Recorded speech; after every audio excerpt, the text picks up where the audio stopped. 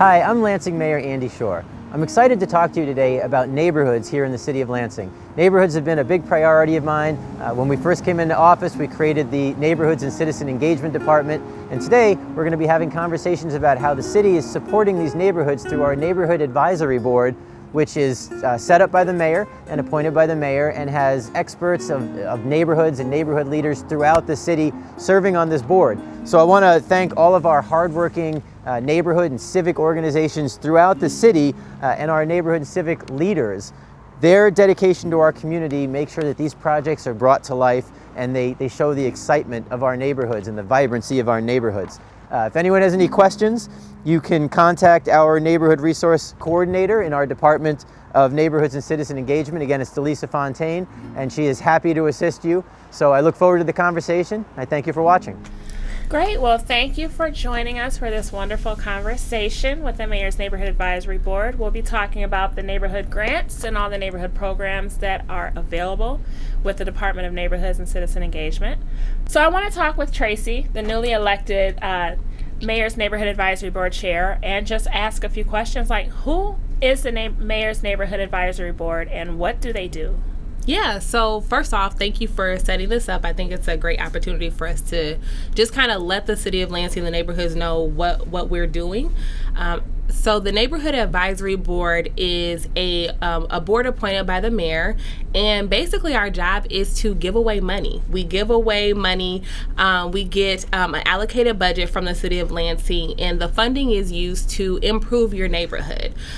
People can get together if they don't have a neighborhood board, or if they do, an organization, and they can make improvements from anything from planting trees, which is another program that we have, or they can do things street toppers, all these different things. They can do mobile libraries. They can partner with other companies. They can do a whole array of things, even block parties. So I think that's in a nutshell kind of what we're about. So. And how long have you served on the Mayor's Neighborhood Advisory Board? I feel like that's a trick question. I want to say 4 years, maybe. I think I've been I've been on the board for about 4 years. So yeah. And then we have some other board members here. We have Kathleen Francis. Hello Kathleen, there. How long have you served on the neighborhood? So this is my third grant cycle that we'll be going through this fall. So almost 3 years. Awesome. Yeah. And Christy, how long have you been serving? I've been serving about a year. This is my second grant cycle. Awesome. And you're Christy James. Christy James. Awesome. So second grant cycle, now you're kind of a pro at everything now, right? I have a little bit of experience with at least how the review process goes and what types of projects we're looking for. But it's been an interesting time to start with the pandemic, kind of delaying some of the projects or changing the nature of some of the projects this year. But I've been really impressed with the creativity of the neighborhood associations and other groups so far. So I'm looking forward to seeing what this year will bring. And I think that's a great thing to mention is how the pandemic changed how the Neighborhood Advisory Board does things. I know that we changed to started meeting virtually, but what other changes do you recall? It feels like it's been so long since the pandemic started, right?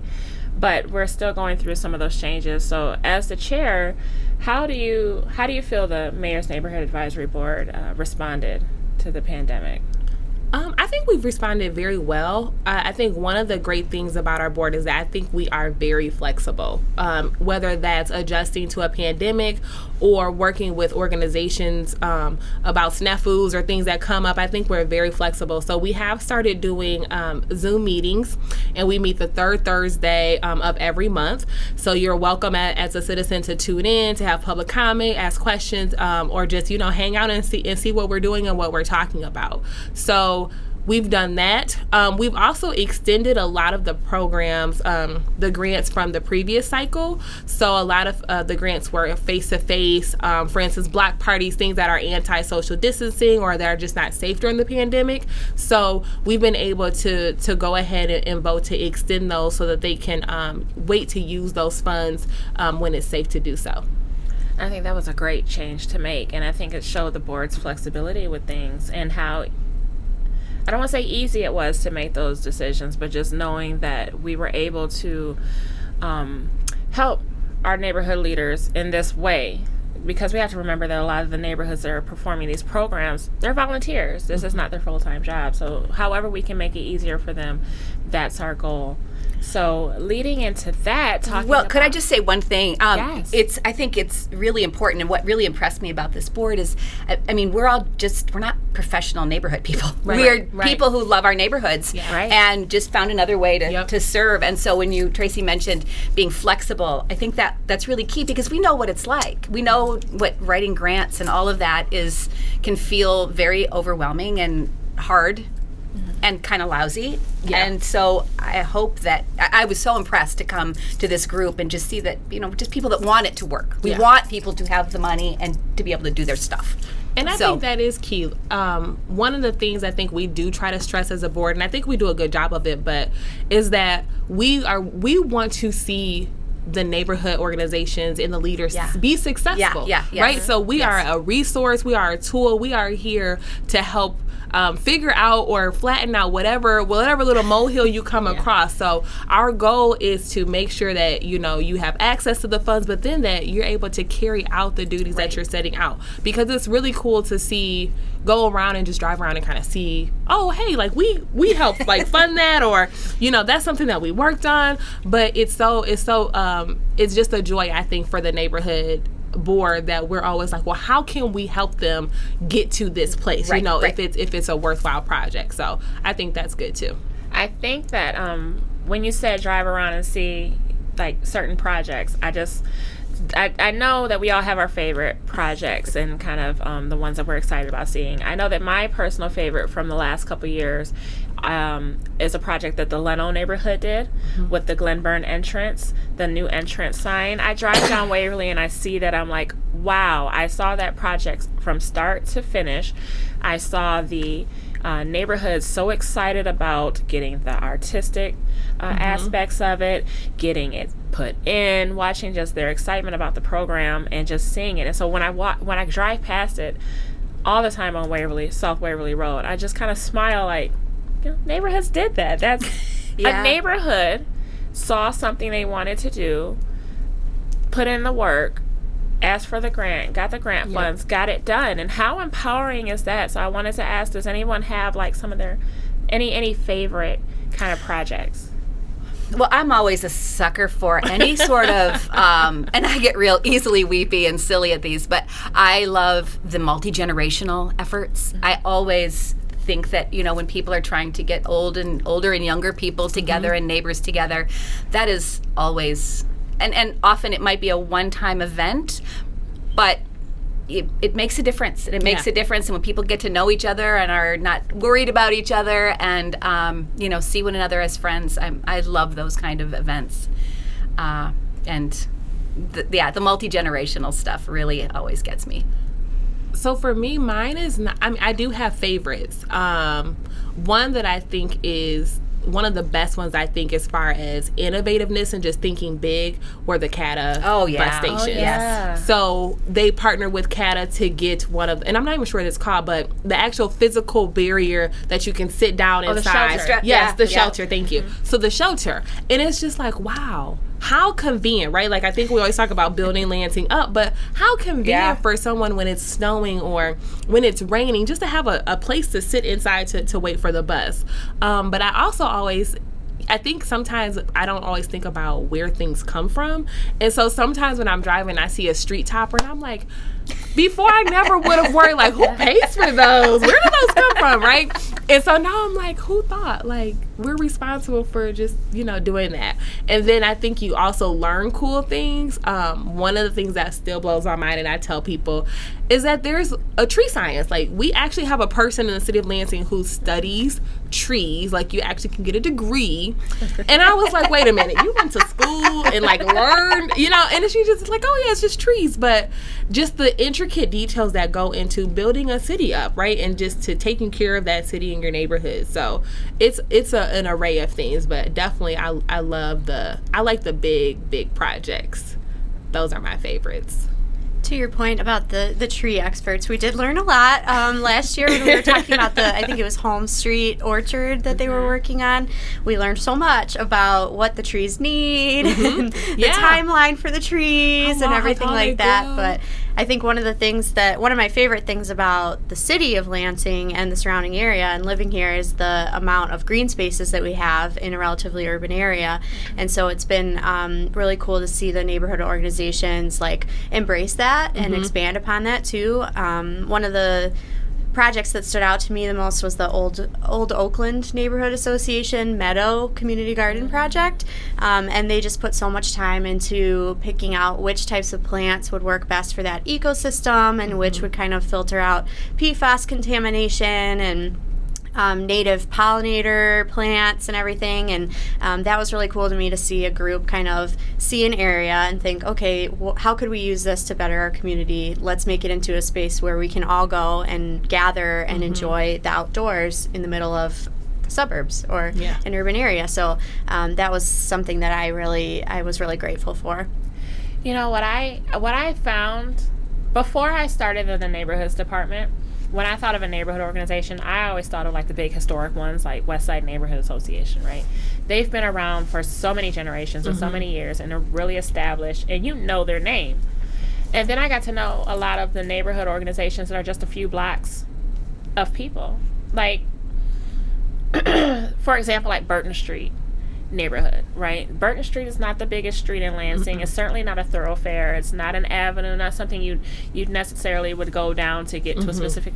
But these neighbors take so much care for one another, and they do so many great things within that small area, and that's their community, that's their neighborhood, and so they have a neighborhood organization for those few, for those few blocks. And I think that that's key to letting people know that there's not necessarily boundaries, like these huge boundaries you have to have. If you and a few neighbors want to get together and form this neighborhood organization, by all means do this.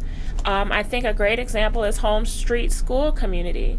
If you speak with Mary Beth, and she'll tell you that it's hard to get people to come, like in certain areas, it's hard to get people to come to meetings, right? Because we've already got so many busy lives we're leading. And think about it, in this pandemic, you've got virtual school, virtual work, virtual grocery shopping, virtual cooking, right? Everything is going on. So people tend to stay in the lane that they're good with. So they've got some neighbors that adore gardening. That's what they do. So that's what they're focused on. So when they write their grants and things, like you mentioned, the orchard, they really focus on what their neighbors are really interested in and what they know they can be successful in. And I think that seeing the difference in all of the neighborhood groups, like Lansing has so many different little pockets in different neighborhoods.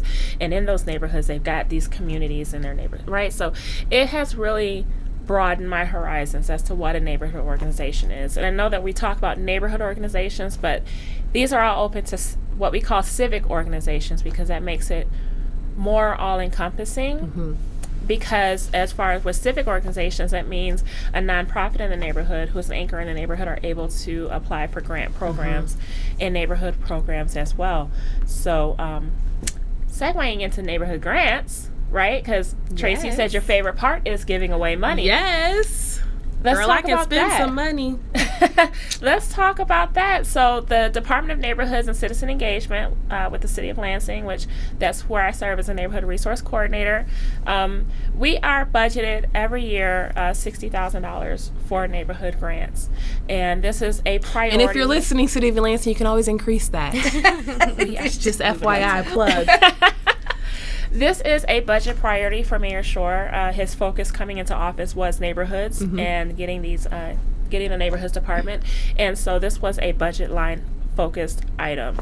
So talking about the neighborhood grants, there are 2 grants available. Does anyone want to kind of jump in about those 2 grants that are available? We've got mini grants that are $200. Yep. And then we've got neighborhood grants, which range from up to $5,000.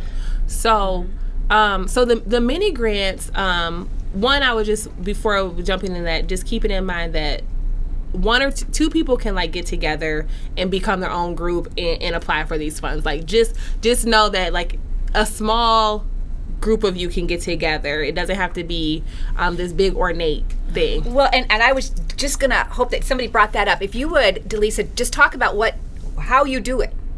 before we go on, if I'm a Oh. neighbor and I want to get with I've got this great idea Yeah. and I'm on a street, what do I have to have bylaws? Do I need, how much Balderall is involved? So let's imagine the four of us live on, and I'm just gonna plug my growing up street, Olds Avenue, right? The four of us live on Olds Avenue, and we are the Olds Avenue neighbors, and we have ideas of how we want to beautify our neighborhood, right? We just don't have the money to do it. So when we think of bylaws, we think about this big, long contract of things, but quite honestly, it's just, hey, kind of some rules and regulations to this organization. But your first step would be to come together in your initial meeting and just decide that this is what you want to do. Your second step would be to go to the LansingNeighborhoods.info website, which is connected to the LansingMI.gov website, and register your civic organization. Create your name, Olds Avenue Neighbors. Give us your contact information. Give us a couple of pictures. Show us a picture of your street. Show us a picture of you and your board. Or it doesn't have to be. We give so many technical terms, but like your board can be the four of you, right? Just sitting around a kitchen table. And there may be one person who's really good at taking notes. That's your secretary. There may be one person who's really good at giving tasks. That can be your president, right? There's one person who's really good at keeping the books, and that can be your treasurer, and boom, you've got your board. So create your kind of bylaws or such, what you will do, what you will not do, so that it just kind of helps you keep track of things. But register your civic organization is super easy on the Lansing website. We run it through our systems, make sure that you're not discriminatory in any way. Like we can't say, hey, it's Olds Avenue neighbors, but we will not accept anyone from William Street because we just don't like them, right? We don't do any discrimination of that sort. So once you have your registered civic organization, boom, you're ready to go for neighborhood grants. And then you take the next step on applying for your neighborhood grants. So I apologize for, No, for don't apologize. interrupting. No. So now it's you That's again. fine. I tend to not think of it because we Yeah. do it all the time, but I don't think about it. Yeah, I want them to know it's super, super easy and like it's not as stressful so that people are not intimidated. Oh, yeah. Okay, so we're talking about the grants. So the first one are the mini grants. So they are $200, and they're pretty much, as long as you meet the basic requirements, they're pretty much a guarantee. The $200 mini grants can be used for various things. It's a quick form to fill out, and then we give you the $200, and then you report back to us how those funds were spent. And then you have to, of course, tell us what the intent of the funds are when you apply for them. The other larger grants, you can get up to a $5,000 amount. And keep in mind that we can award full amount, we can award partial amounts, just depending on what the project requires. So those grants allow you to do your bigger projects. And one of the things I would like to really highlight is that we really encourage a couple of things. One, a great way to put money back into the local community. We highly, highly, highly encourage people to use local vendors, local resources when they're doing their projects. The second thing is that I think I lost my train of thought. The first one was local. Just to add on to your local. Okay. I think people get a little scared of local because sometimes local may cost a little bit more, but you think about the quality, right?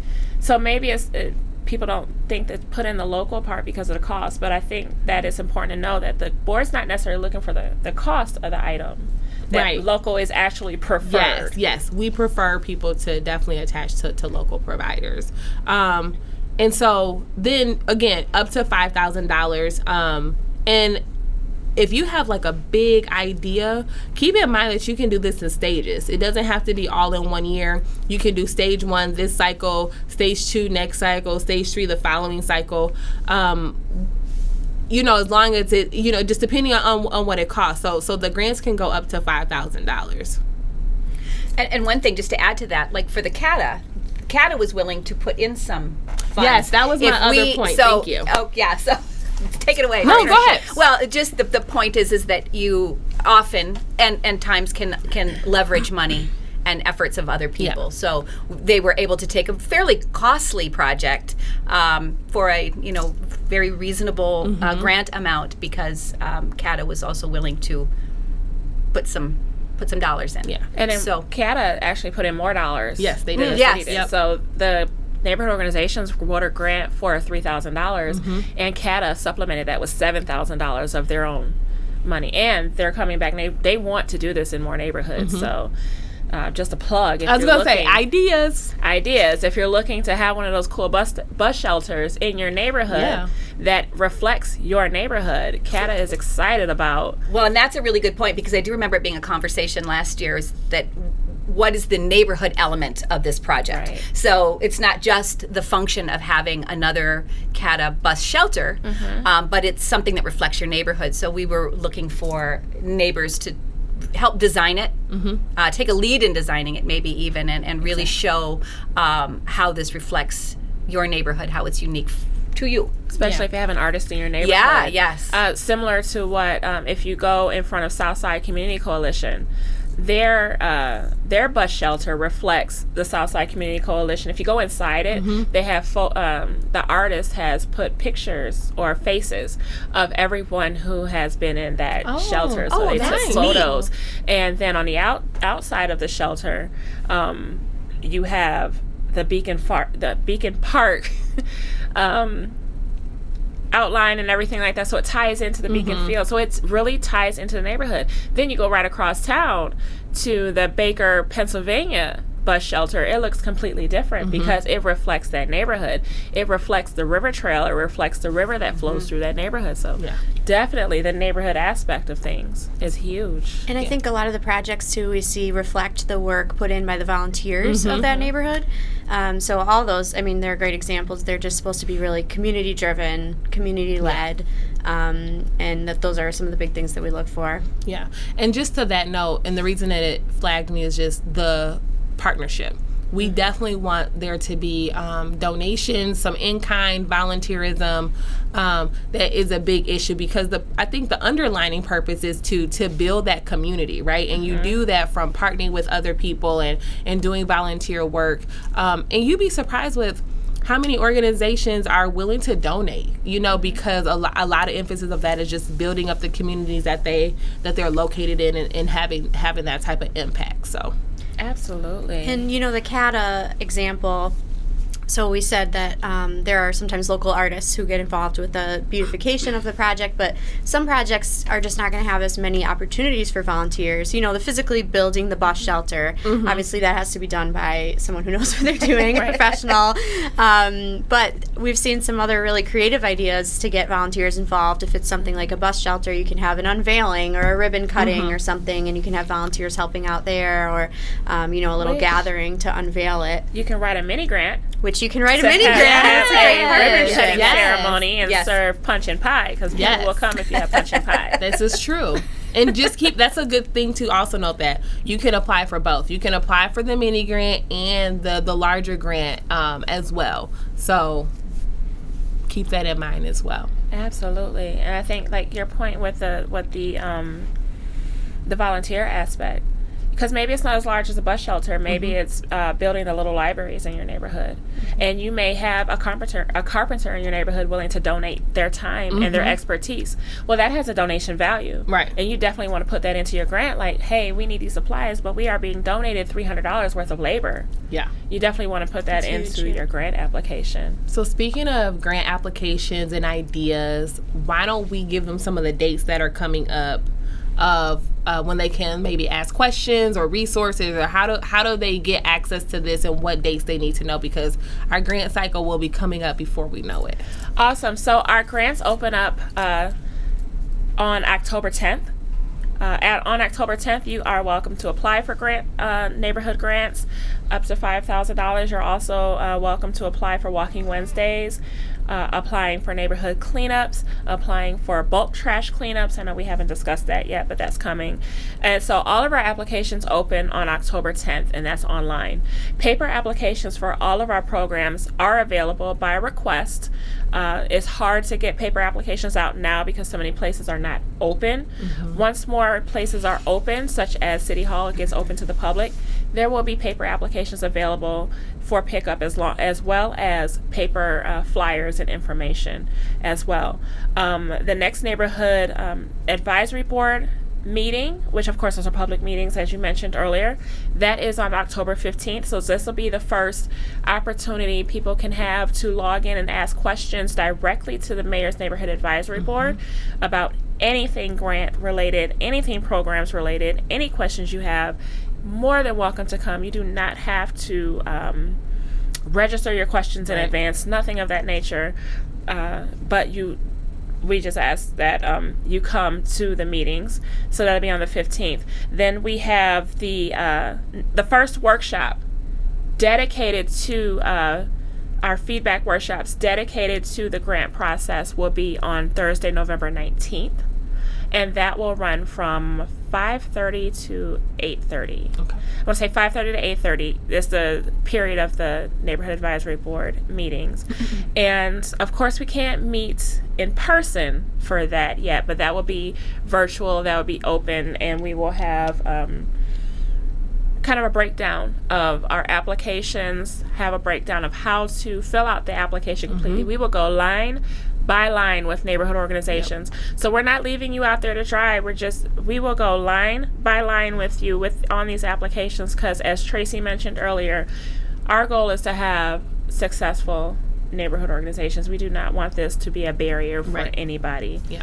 And then workshop number 2 will be held in January, on January 21st. That'll be workshop number 2. That one will be a kind of a pitch your idea, kind of a Shark Tank pitch your idea to the board. You'll get full feedback from the board as to how this plays on your application, what we would be looking for on your application, what you need to add to your application, what you probably need to take out of your application, what's relevant, what's irrelevant. And then the grants themselves are due on February the 1st by 5 p.m. So that's online or paper format. I was just going to say, could you please tell us, especially for me who always has trouble with my Zoom meetings, where do we all go for a Zoom meeting? Let's say I'm a neighbor that wants to jump in on the next on the October meeting. Where will I find that information? So because of the Open Public Meeting Act, the Neighborhood Advisory Board meetings are always posted on the same page as, so it's usually on the front page of lansingmi.gov. Okay. And so the week of, you'll find our agenda, our login information, not just virtual login information, but how you can call in if you're unable to dial in on the computer. Okay. You're able to call in with your phone, and that's the best way. It'll be right online. Okie doke. At lansingmi.gov. So you mentioned like Walking Wednesdays and trash cleanup. So a lot of emphasis we have is on neighborhood programs. So maybe you could kind of explain what the other programs are that are provided through this department. So with our department, we also not just oversee the grants applications, so the mini grants and large grant applications, but we also offer Neighborhoods in Bloom, which is a partnership with the Ingham County Land Bank. This year, the pickup and planting dates for 2021 will be May 15th. It's always an exciting weekend. It's just my weekend of my son's birthday, right? So Neighborhoods in Bloom has taken over that. But neighborhoods can apply to receive a kit, and they are the kits are not limited. So I think last year the largest amount we had was a neighborhood got 28 kits, and each kit includes 2 bags of mulch, and those are assorted colors, but we try to keep it matched up, and then assorted annual and perennial flowers. So each neighborhood applies for the number of kits they like, and those are again, the kits are not limited, and I don't foresee a reason why a neighborhood would be denied, but we do ask that you have a plan for care. So on the application, you have a plan for care. Very simple application. They cannot go into private property, so you can't plant the flowers in your patio. But the interesting thing is, if you own a corner lot in the city, you can beautify that corner lot area, so that the goal is so that you're beautifying your neighborhood, so that when your neighbors walk through, they see these flowers, and everybody loves flowers, right? So it picks everybody up. Another program we offer would be the Walking Wednesday programs we have, and those dramatically changed this year. Normally, it's a large tour through your neighborhood with city officials, Mayor leads it. Lansing Public Media comes out. We usually have we've had public service out discussing the different projects they're having in your neighborhood. This is a chance for you to point out to highlight your assets in your neighborhood, point out the wonderful things about your neighborhood. But with the pandemic this year and with social distancing in place, we did have to switch it to a TV series format. And it actually went very, very well this year. Those are airing on City TV Wednesdays this fall. And so you'll see the highlights of each neighborhood. So it'll be a walking tour through the neighborhood. Just this time, you're enjoying it from the comforts of your own home. And so the Walking Wednesdays, again, it's a tour that highlights the assets of your neighborhood. We walk through your neighborhood. Neighborhood organizations really take the lead on these. They do the research. They pick the spots of interest to stop at, tell us all about the area, and then we turn it into a TV series that is airing this fall. And so those applications for that program will open up as well, same time as the grant applications. And so neighborhoods can apply to have a Walking Wednesday filmed in their neighborhood next year as well. I think the other program we offer is the neighborhood bulk trash cleanups. So in the city of Lansing, for bulk trash pickup, stickers have to be purchased, and those stickers I think are in the $30 range, $33, and you have to stick them on each item, each bulk item that you're having picked up by the city. That's a great resource to have, but sometimes there are many of our neighbors who cannot afford that, or maybe our neighborhoods have a lot of bulk trash to get rid of. Not for anything negative, just the fact that some of us have remodeled our homes, some of us have gotten new furniture. So the neighborhood bulk trash cleanups are community events sponsored by Department of Neighborhood and Citizen Engagement, working with the Economic and Development Planning departments. And the purpose of this cleanup is specifically for bulk trash. So the interesting thing about this program is only available for CBDG eligible areas in the city of Lansing, and that map is located on our website. We will provide the truck for that bulk trash cleanup, which the truck, the driver, and the loading employee. And the neighborhoods who apply for this and are selected, they are responsible for recruiting the volunteers, for promoting the events, and for having someone responsible with coordinating that event with our department. So it can take place as a truck route through your neighborhood on a Saturday morning, where your neighbors put everything out by Friday at 5 p.m. Saturday morning, 8 a.m., Granger comes through. This is a great partnership we've had with Granger. They come through, they just start picking up the trash that's at the curb. Or you can have it how Churchill Downs just recently had theirs. They parked the Granger truck at Wainwright Elementary School, and people brought truckloads of things. I saw some of the most interesting items. People got rid of washer and dryers, got rid of love seats. They must be missing my house, or maybe I'm not, because I live in Churchill Downs. I'm like, what? They do it every single year. What? So I'll make I know, sure. and sometimes I see it, but I don't feel like I've ever been advertised. So plug to Churchill Downs. Hit us all up. The interesting thing is, like I said, people were bringing truckloads of items in, and can you imagine how much that saved those residents? And it saves our code enforcement dollars, right? Because we're not enforcing those code items because people are getting rid of their things. So this is one of the best things we got going, is this bulk trash. I've participated in both cleanups and just had just had the luxury of being able to put things out, and it is absolutely wonderful. The year that I helped coordinate one, every driver was in a good mood. It was like almost a party that morning. People were happy that everybody. It was really fun. It was fun. I worked super, super, super hard, but people got rid of so much crap, and we all did, and they were grateful and happy, and especially the employees. elderly people. Yes, they don't have the energy. They can't do it right. And if you're a procrastinator, it gives you like that little boost to be like, okay, Friday night, I gotta have this on the curb. There's no reason. Well, these drivers were so nice. When people were coming out realizing what was happening, that they had missed they thought they had missed it, and they just said, nope, we'll just circle around. We'll give you 10 minutes.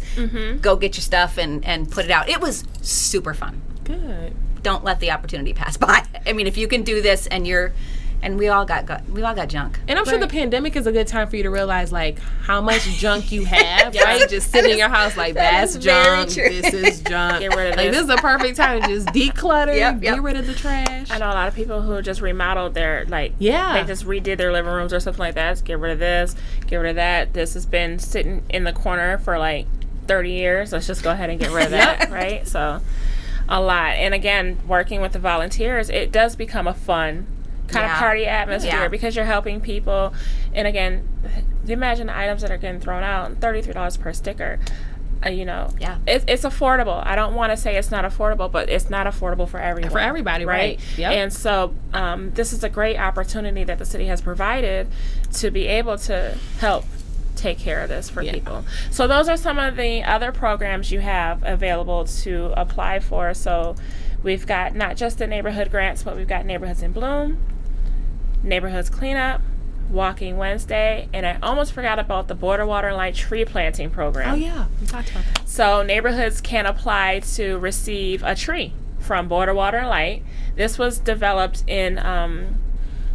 in response to so many trees having to be cut down from the ice storm that we had a few years ago, and so many trees had to be removed and removed from neighborhoods. So this was in response to that. Border Water and Light would love to replace some trees, and they will help you pick the right tree for your area, height-wise, care-wise, so it's not too difficult to care for, and they will actually plant it. So all you have to do is identify where you want the trees to be. Again, it can't be your backyard. It has to be in a public area, but you can identify the area that you want the trees planted, and then Border Water and Light will take care of the rest for you. So those are the other programs available, and all of these applications open on October 10th, and they all have a deadline to apply by 5 p.m. Monday, February 1st. So, yeah. Gosh, every time we talk about the neighborhood association grants, my brain starts going, thinking about my own neighborhood and all these different cool projects we could do, and I hope that... Why don't we do that? Why don't we just throw out some ideas really quick, just in case people are not sure? Because I have some that I want, but do you have any off the top of your head? Go ahead. And I'll let y'all think, because that was like a real on the spot situation.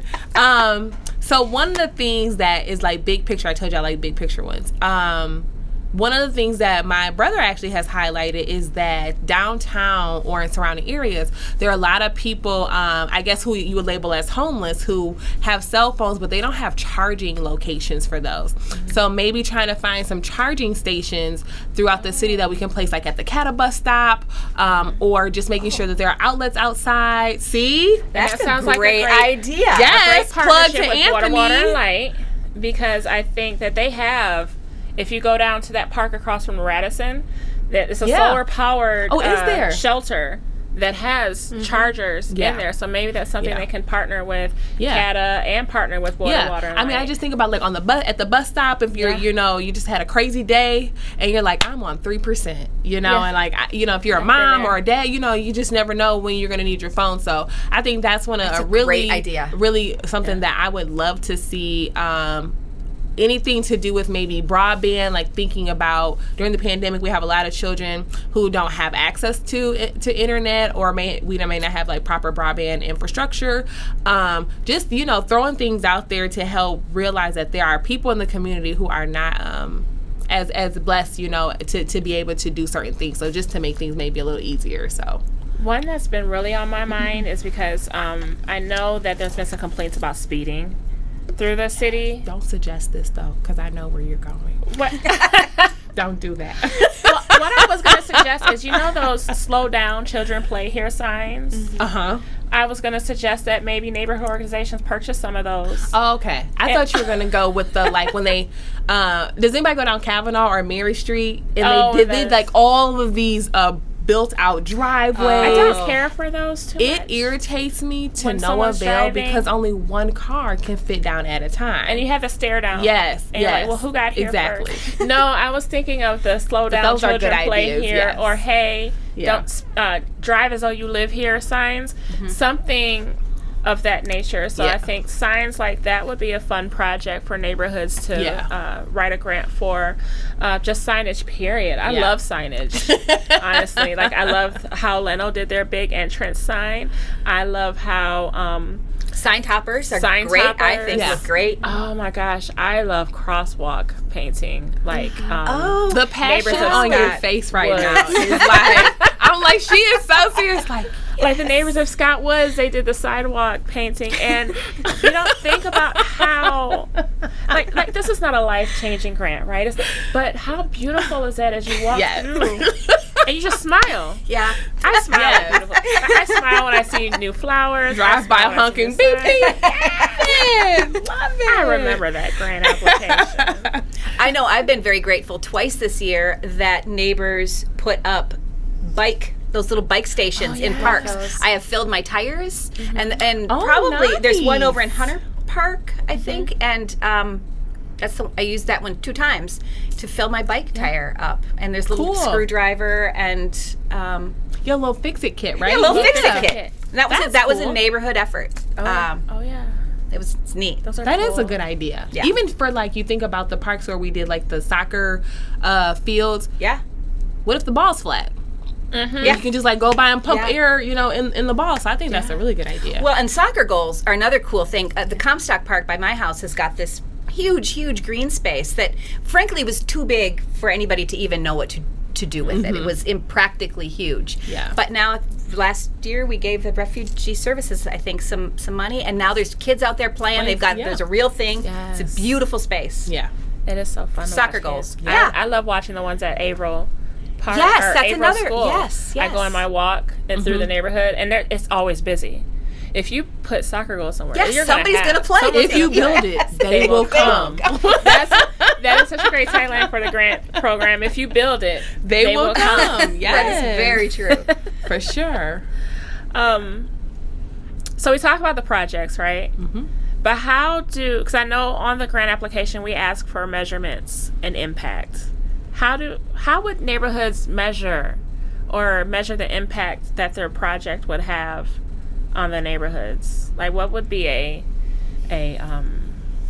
tip you would give to the neighborhoods when completing this portion of the application? I would say think about who it's helping, right? So, for instance, we talk about, I don't know, just say, for instance, you put up a street light, right? It's like something random. Just think about how impactful it will be to, improve neighborhood safety, to make people more comfortable, to make your neighborhood a little more walkable, to increase visibility. Just think about how beneficial it's going to be to the people that it's geared towards, right? And even, and it may even go down to beautifying the flowers, and it's just like, hey, like property value is going up, right? Like we have this grungy location. We want to increase our property value, right? So just curb appeal. So, just thinking about really who it's going to help, I think, and realizing that no ripple is too small. So, Yeah. And you could actually, count if there are 4 people in the in our group here, are all 4 volunteers going to participate? Will you be there? You had mentioned earlier participating with other organizations. Are you able to reach out and work with another group to make your project dreams come true? That's certainly something that we would love to see, and is a measurable a measurable benefit. That ties into my next question is, and this is a question I've gotten from civic organizations, can they partner with another civic organization to complete a project? definitely. And does it have to be the civic organization in their area? Can it be a civic organization across town? Like, are we building that bridge Yeah. for people to partner together? And I think that's a great key thing too, Yeah. because you may have a small organization here, they may have a small organization. You guys might want to come together Yeah. and have a larger. Yeah. I mean, or it may be like multi-generational, right? Like you have one neighborhood that's extremely elderly, and you have another one that's cross town. It's all young people, right? And you guys decide to partner together to do, like big brother, big sister type situation, or whatever you have it, like a day in the life of, or however, whatever you want to do. So yeah, I think that could be. I mean, I would definitely support that for sure. So if I were a brand new civic organization and I've done my registration, so now I'm registered with the City of Lansing. What do I need to know about this? What would be your one key takeaway about these programs that we offer? As a board, what would be your one key takeaway?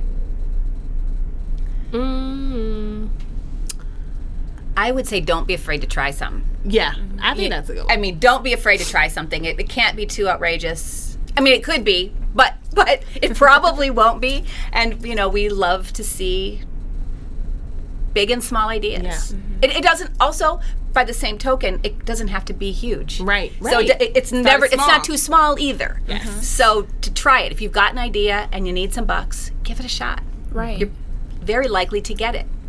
I would also say don't be afraid to ask for help. We have a great neighborhood programming department. Yes. We have a whole board of volunteers who just want to give this money away. Right. When I joined, one of the things that that we talked about was this is not a time to. It's not a gotcha moment or scenario. Like, we're not trying to trick you up on the application or deny you for X, Y, and Z reason. The intent is to give this money away so that your projects can have a lasting impact on your neighborhood and just improve life for the people who live there. So if you need help filling it out, or if you have questions about the technology or what is and isn't feasible, just ask one of us, ask Delisa, ask anyone in the neighborhoods department or the city for help, and I'm sure you'll get it. Yes. I would just say take advantage of everything. Just honestly, I mean, if you want to do Walking Wednesday one time and then Bloom on the next, next year, it's out there for you, right? Like, these are services that are provided by the city for you. And so take advantage of that. I would just say, and just use all of the resources. I mean, we have plenty of meetings, and if things aren't clear, like Christy said, ask questions. We are here to make it as easy as possible, and I'm sure that that's the case with all of the programs. So I know that at the end of this podcast, we'll have our contact information listed on the screen. But know that you can reach out to us at any time. You can always set an appointment. Again, I will sit down with a neighborhood organization by appointment and go line by line through your application. There are some things that are like non-negotiables. Like, when you have an item that's over $250 for your budget, you do have to submit 3 separate estimates.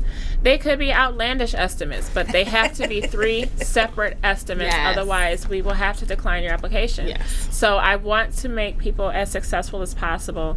And to your points, try it. Go for it. Yeah. Nothing's too big. Nothing's too small. Nothing's too silly. Nothing's too frivolous. Nope. This is your neighborhood. Right. This is what your neighborhood wants and needs. And go for it. Yeah. I mean, and nobody knows more what their neighborhood needs than people who live in their neighborhood. Exactly. I think a lot of times people say, you come in here and you think well, no, we don't. We're not coming in anywhere. We want you to let us know what you need, right? And who better knows than locals who are living in that neighborhood. Exactly. And so if you have an idea, why not try it? Try it, and if it turns out terrible, we'll just give you some ideas, just like iron those out, but it just can't hurt. It can't hurt. Exactly. So, thank you guys for joining me today for this conversation. Thanks, I felt like it went very well. I mean, I felt like even working in this, I felt like I learned some more things. Good. Right? I definitely learned something about you. That I love beautification. That you love crosswalk painting. Thank you. Like, loves it. Crosswalk painting. It just touches my heart. So our contact information and how to apply will be available for you. As always, go to lansingmi.gov/neighborhoods or go to lansingneighborhoods.info because we're an awesome department and we have our own webpage. And you can apply, you can ask questions, you can look at all the applications and think about with your neighbors what you want to accomplish next year. Yeah. Right? So thank you for joining us today. Thank you to our guests, Tracy, Catherine, and Christy from the Mayor's Neighborhood Advisory Board. Just a reminder, these applications are open now. Apply. You can apply for more than one project. We have the funding. You just have to come with the projects. Apply at our website, lansingmi.gov/neighborhoods, and apply now.